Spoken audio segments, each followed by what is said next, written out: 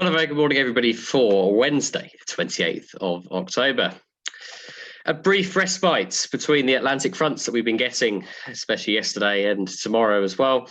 Synoptic picture showing still a deep area of low pressure out towards Iceland, with tight ice bars bringing basically a conveyor belt of fronts across from North America over to us. And that's set to continue over the next few days with yet another sort of nasty wet weather day tomorrow. And potentially towards the weekend, we're still fighting off fronts. So yeah, we are not looking particularly good at this stage for Halloween. So yeah, picture for today, bright, showery and southwesterly winds. And those winds, as you can see on here, are going to be somewhere in the region of about 240 to 230 degrees southwesterly, anywhere between 40 and 25. So give it 30, 35 knots, that's probably about right. And that rings sort of true with the public forecast as well, which is showing that southwesterly wind and gusts probably up to about 30 knots. Risk later of a few more showers. We may be becoming longer spells of rain, but we'll just keep an eye on that one. It did seem more showery when I last looked. Picture, well, it's a fairly bright morning out there with sort of medium and upper level cloud out towards East Anglia, very nice indeed. But as you can see, we're just frontal cloud coming up from the southwest, really. Not going to bring anything too significant for today, but it's already sort of preparing for tomorrow in that regard. So yeah, relatively good at the moment. Any low level cloud? Not at the moment. But yeah, sort of medium to high level at the moment. And infrareds, you can probably imagine there's sort of frontal system sort of being pushed our way, conveyor belt of cloud. So yeah, so we seem to be one of the cloudiest areas of Europe, other than Greece, which looks like it's also getting a bit of a hammering at the moment. Okay, top temperature today. Well, it won't really feel like this in the wind. It certainly is feeling a lot more chilly. I've put the layers on again, but about 10 degrees or so if we get lucky. I think that rings generally true with this 10 degrees, but as you can see, feels more like 8s or 7s. Dew points sort of probably around the 5-degree mark. Odium TAF is suggesting, as you can see, gusts up to 25 from the west-southwest and heavier rain showers after lunch. Of course, even before lunch now, because we're on GMT, not VST, as I keep forgetting. But yes, a few clouds 4,000 feet away from the showers, but that cloud base will come down if we do get any. Thermal-wise, well, before it gets too showery, you might see just the odd bit of soaring. It's sort of here around midday, maybe cumulus, towering cumulus to about 3,000 feet.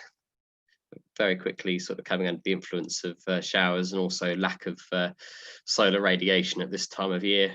Bearing in mind the sun goes down at just around about 4:45 now. And you can see these dots out there showing shower activity. So yeah, bit of soaring before it goes to showers. That's the picture outside at the moment. As you can sort of see, sort of medium to high level cloud. And if I look at the actual weather at the moment, we've got a temperature of 9, dew point of 6. Okay, no TAMs, nothing really particularly. Drone operations in the Boscombe zone, some article dropping parachuting near Swanage at Old Harry's Rocks, and not a lot else really, just model flying in some places. My normal no-TAM source is unfortunately down today for some reason for maintenance. That's in the Bride zone, and I don't think any of you will be getting up too far. Obviously, now the hostage situation has been dealt with in the channel. There is no more restrictions. I think that did get lifted fairly quickly after they got the ship into port, but sometimes these restricted areas do linger a little bit longer. Okay, so operationally, I'll just open up what we're going to be doing. We are going to be on 2-3. Gliders launching at least a winch off the tarmac. I imagine the airfield is yet again sodden. So my expectation at the moment is left-hand circuits are going to land on 2-7 hard. Right-hand circuits, it will be a decision between either they don't really happen at all, unless we're hanger flying, or they're going to happen sort of in a 2-3 direction. Please make sure when you're landing that you sort of aim to land in the first section of the touchdown zone. keeping either side of the centre line just to allow another glider in. If you land in the middle, it blocks everything up. But I imagine that this is yet again fairly naff, but we'll see. But error towing may happen, or have to happen on 2.7. We did do that on Sunday. It may hopefully be able to happen still on 2.3, but it will be a little bit muddy. Main issue is here, if it gets too boggy, then the error tow doesn't get in the air because there's no acceleration. So yes, 2.3. As we'll see what sort of grass state we got, but certainly winching off the tarmac. Retrieve truck on the going up and down on the boom.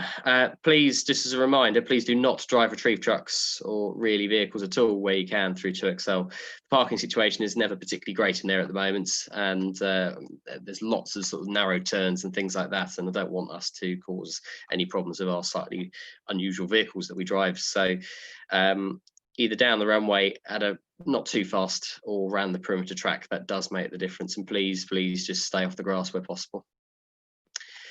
Okay, no jet movements as far as I'm aware, not even any Navajos yet, but I won't be surprised if something does pop up. We'll just keep an eye out. But other than that, I shall see you either today or whenever it stops raining. Bye for now.